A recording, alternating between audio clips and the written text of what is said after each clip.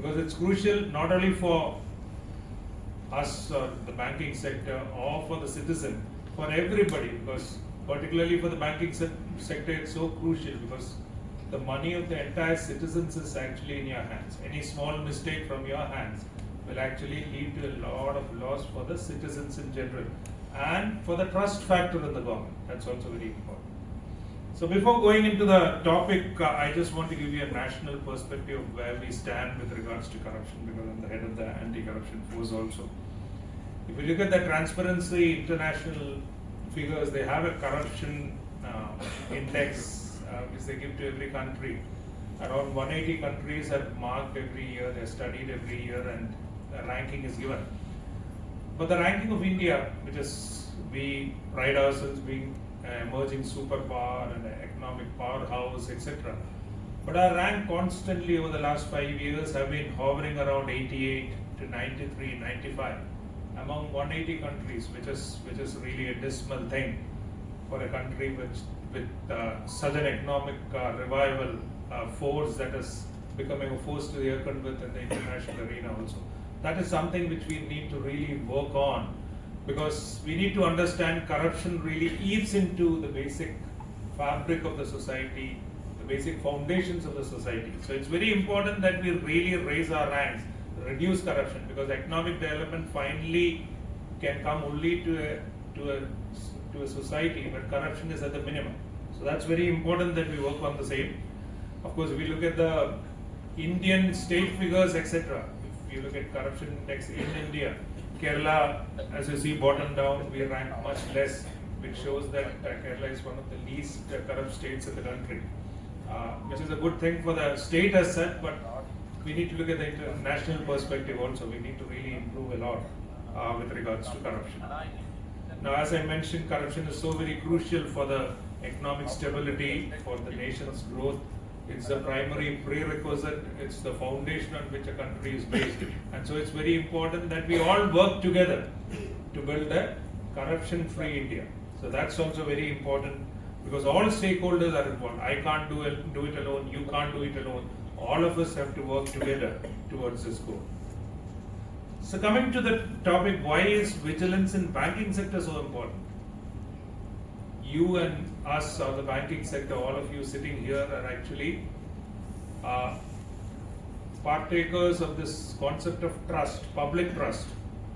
Because only if the public trusts the bank, they will actually come and put their money into your bank, take loans from you, etc., etc. So trust is very crucial.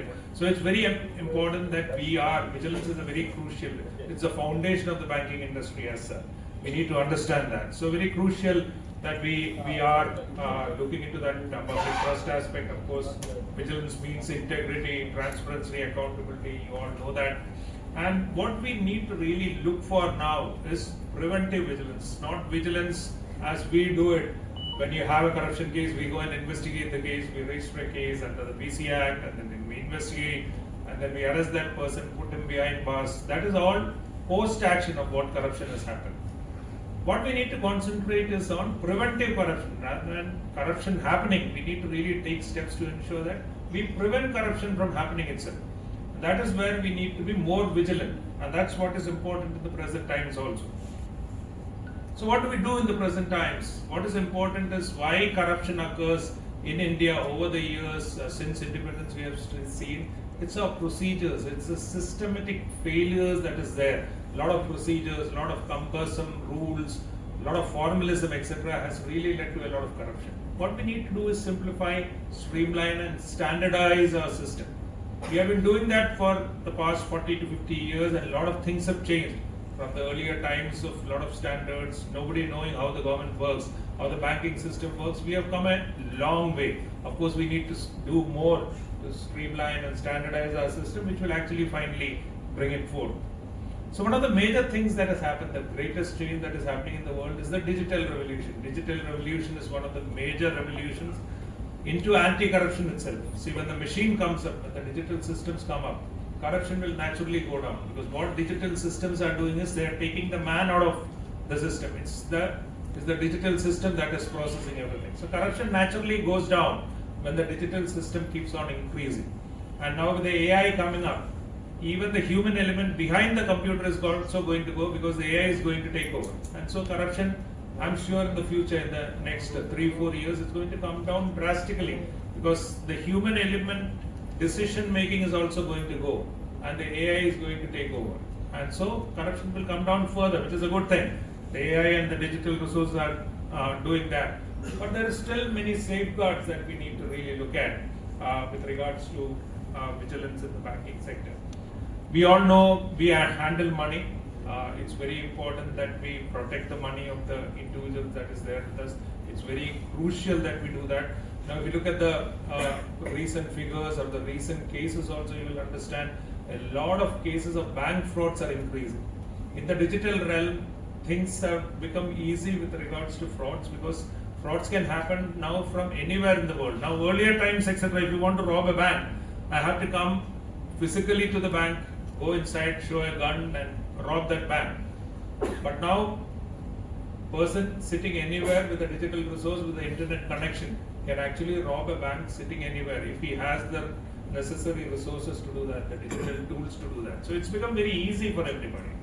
And apart from that, also we have a lot of examples. The Bangladesh bank heist is one of the major cases that happened a few years back. Bangladesh National Bank, where fraudsters sitting in some part of the globe, supposedly North Korea, where they stole crores of rupees from the Bangladesh bank. A lot of bank frauds we have seen over the India. Also, we have the Punjab National Bank defrauded by Nirav Modi and Chauksy for 13,000 crores of rupees through various means, where nobody followed procedure, nobody followed the rules that need to be followed.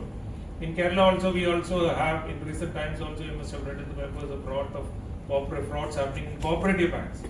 So that is where we have not followed procedure, or we have not been vigilant enough, which has allowed these frauds to come into the place and led to these losses, the financial losses, which has really affected the reputation of the banking industry itself among the eyes of the public. So it's very important that we are more vigilant with regards to handling frauds, etc. Now, the changing environment, I told you about the digital things that have come up in every sector, particularly in banking. Banking is now almost online. Nobody goes to the bank units, etc. Everything is online. The mobile banking has come up. The mobile wallets have come up. Now, AI is coming up. So, banking has become very easy, very fruitful, very easy for all the citizens, you can say. And now it's mostly digital currency also. Nobody uses cash. We know Kerala, India is one of the states, the countries which is using digital currency to the maximum extent possible also. It's all good, it's thing, but more important is in all these digital resources is that we remain more vigilant. When we are going more digital, when we are going more into easy kind of digital money, it's very important that our vigilance also increases. That's where our role in the banking sector becomes all the more important. Now, what are the risks that are there in the present digital world? I told you the robberies, etc., were physical. Now it's all digital.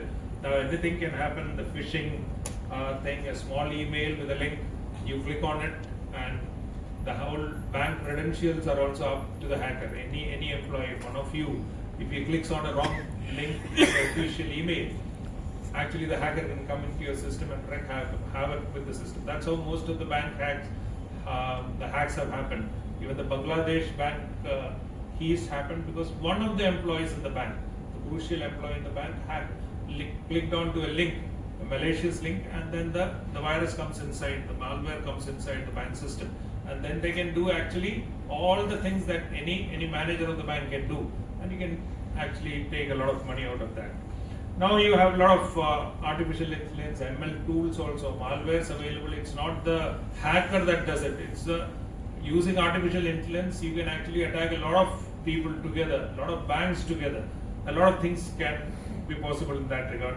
Mule accounts are there. In Kerala also, in India also, we see a lot of mule accounts being used by fraudsters, for laundering money, for laundering all these frauds that are the money collected through various frauds also. A lot of mule accounts are being utilized also. You also are well aware of that. Vendor supply chain vulnerabilities, where people are overbilling for things that are not that expensive, or giving poor quality goods, etc. Mis-selling, selling goods that you don't even understand that exist, like Mangium or things like that. That is also a lot of cases are coming up in recent times. Fraud schemes, you all know about it. I'm not dwelling into that, but the government agencies are doing a lot of things. The CVC has the CVC's direction only we are conducting the Vigilance Awareness Week. The CVC has time and again they are issuing new guidelines on how to prevent such frauds also. Now they are into digital, they know what digital frauds also, digital corruption. They keep on issuing a lot of circulars, a lot of notes. I'm sure you are all aware of it. Apart from that, RBI also, their governance also, they are also aware of the cyber frauds now. A lot of cyber frauds happening in different places, UPIs, malwares, everything, ransomware, which has come to, which really encrypts the data inside the banking system and brings the whole bank to a standstill also. So those kinds of guidelines are being used. Now it's a zero trust cybersecurity approach that is being done. I think most of the banks, the RBI has already guided everybody to use that approach. Zero trust is basically you don't trust anybody. That in the sense that if I go to the police headquarters, not anybody can come in. But if I go and wear a uniform and go in, they will not check me because they'll look at the uniform and say, oh, he's a